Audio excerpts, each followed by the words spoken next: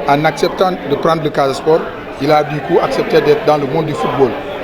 Et aujourd'hui, tout ce qu'il est en train de réaliser au niveau du football, je crois que ça se voit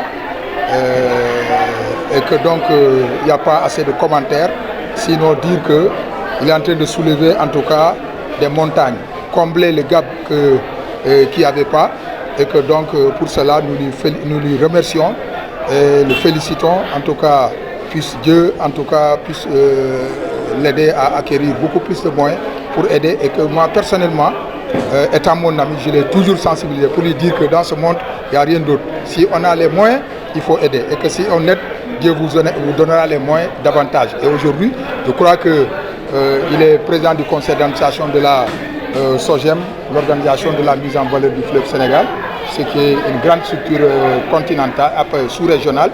Donc aujourd'hui, le peu qu'il a là-bas, il vient le partager. Donc moi, je ne fais que, en tout cas, me remercier moi-même pour dire que donc je n'ai pas amené n'importe qui, n'est-ce pas, dans le football. Aujourd'hui, il l'a prouvé, comme je l'ai rappelé tantôt, la toiture du stade Aline Sitoé, quand elle était enlevée par le vent, c'est lui qui a ramené ça. Quand il s'agit d'aider les clubs de différentes catégories au niveau de la région, il a toujours mis la main à la pâte. Mais en plus, aujourd'hui, il est en train de construire un grand siège, n'est-ce pas, un centre sportif pour le Casa Sport à Château d'Eau. Et je crois qu'aujourd'hui, les travaux sont repris. D'ici à peut-être février, le terrain sera en tout cas libéré, et que ça va permettre au Casa Sport d'avoir une autonomie au niveau de l'infrastructure sportive. Mais en plus de cela, je crois que vous tous vous le savez aujourd'hui, depuis en tout cas la présence de Seydou au Casa Sport, en tout cas je n'ai jamais entendu une seule fois où le Casa Sport a des difficultés au niveau financier.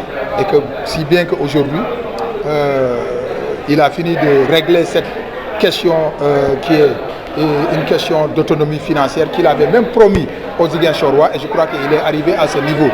Et donc maintenant, il ne reste que l'autre promesse, et que je sais que sans nul doute, ça va se réaliser dans les années à venir, c'est-à-dire c'est d'être un champion en Afrique.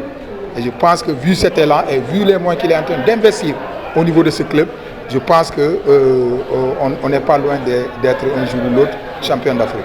Le bilan, il faut le dire, l'activité a fait qu'on n'a pas eu assez de temps pour entrer de fond en comble, mais quand même, on est quasiment satisfait, parce que quand même, nous avons pu réaliser tout ce que nous avons voulu réaliser en termes d'organisation de matchs, en termes de formation.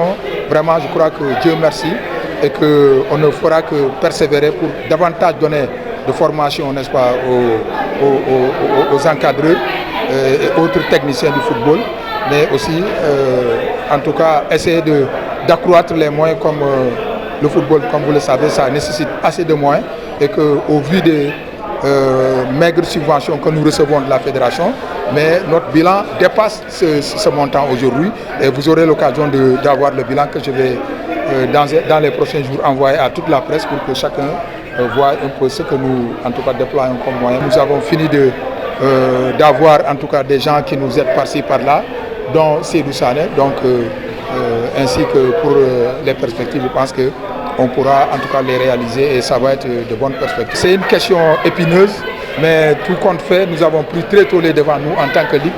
Nous avons pu inviter, n'est-ce pas, les différents présidents de conseil départemental et les maires, pour, n'est-ce pas, discuter avec eux. Donc, en plus que la plupart des infrastructures là relèvent de leurs compétences.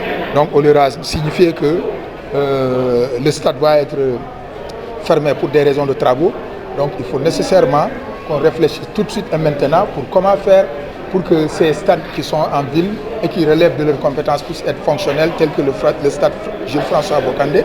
Parce que vous le savez, pour des raisons diverses, une équipe peut venir pour jouer à Ziguinchor, elle te dira que mon bus doit accéder entièrement dans le stade avant de faire descendre mes joueurs. Alors qu'aujourd'hui, pour ceux qui pratiquent le stade Néma, savent que l'accès principal n'est pas accessible. Aucun véhicule ne peut accéder, bizarrement, parce qu'il y a une malfaçon qui fait qu'à l'entrée, aucun véhicule ne peut pas accéder, quel qu'il soit.